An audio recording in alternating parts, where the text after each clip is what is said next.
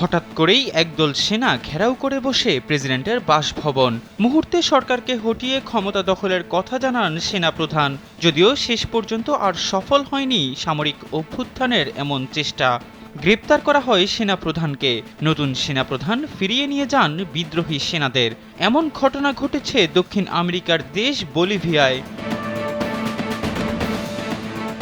আন্তর্জাতিক গণমাধ্যমের খবরে বলা হয়, বলিভিয়ায় সামরিক অভ্যুত্থানের চেষ্টায় সেনাবাহিনীর প্রধান জেনারেল জুয়ান হোসে জুনিগাকে বরখাস্ত ও গ্রেপ্তার করা হয়েছে। বুধবার দেশটির রাজধানী লাপেজে প্রেসিডেন্টের বাসভবনে সেনাবাহিনীর সাঁজোয়া যান নিয়ে অভিযান চালায় একদল সেনা। এ সময় লাপাজের ঐতিহাসিক প্লাজা মুরিলো স্কোয়ারে জড়ো হতে থাকে সশস্ত্র সৈন্যরা। জীবনকে উপভোগ করার সব আয়োজন নিয়ে একটি নিশ্চিন্ত কমিউনিটি লিভিং নিশ্চিত করছে রূপায়ণ সিটি উত্তরা। তারা প্রেসিডেন্টের বাসভবনের প্রধান ফটক ভেঙে ফেলার চেষ্টা করে। এছাড়া সেখানকার গুরুত্বপূর্ণ সরকারি ভবনগুলিতেও অবস্থান নেয় সেনারা। এরপরই বলিভিয়ার পুলিশ এ অভ্যুত্থান চেষ্টার নেতাকে গ্রেপ্তার করেছে।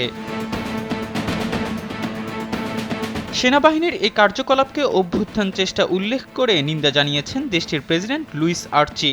প্রেসিডেন্ট প্রাসাদের ভেতর থেকেই টেলিভিশন বার্তায় তিনি জনগণকে গণতন্ত্রের পক্ষে সংগঠিত ও সংঘবদ্ধ হওয়ার আহ্বান জানান। এ সময় নতুন সেনাপ্রধান নিয়োগের ঘোষণাও দেন প্রেসিডেন্ট।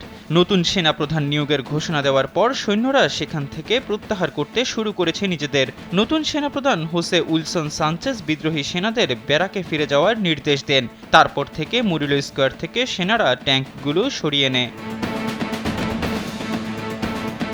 এর আগে বিদ্রোহী সেনাপ্রধান জেনারেল জুয়ান হোসে জুনিগা বলেন, তিনি গণতন্ত্রের পুনর্গঠন করতে চান। গত সোমবার জুয়ান হোসে জুনিগা বলেছিলেন, সাবেক প্রেসিডেন্ট মোরালেস যদি আবারও 2025 সালের প্রেসিডেন্ট নির্বাচনে অংশ নেওয়ার চেষ্টা করেন তাহলে তাকে গ্রেপ্তার করা হবে।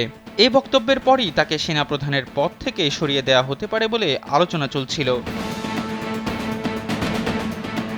সেনাবাহিনীর অভ্যুত্থান চেষ্টার নিন্দা জানিয়েছে বিশ্বের বিভিন্ন দেশ। সামাজিক যোগাযোগ মাধ্যম এক্সে ব্রাজিলের প্রেসিডেন্ট লুলা দি সিলভা লিখেছেন, আমি গণতন্ত্রকে ভালোবাসি আর চাই পুরো লাতিন আমেরিকায় গণতন্ত্র টিকে থাকুক।